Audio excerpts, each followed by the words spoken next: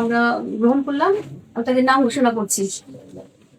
প্রথমে হচ্ছে আতিকুর রহমান মুজাহিদ, এটা আমরা সঠিক পেয়েছি, এটা বৈধ ঘোষণা করলাম।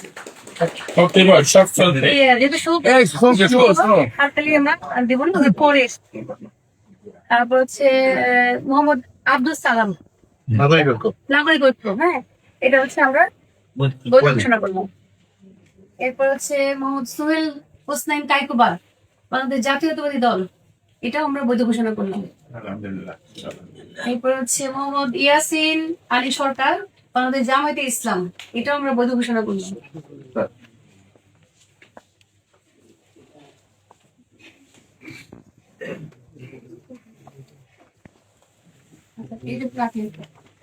এরপরে হচ্ছে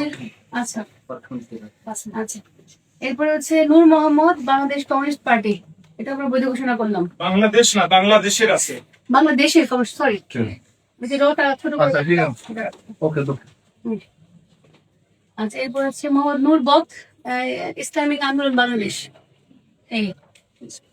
এটা হচ্ছে বৈধ ঘোষণা আমরা করলাম। বৈধ হইলো কয়টা?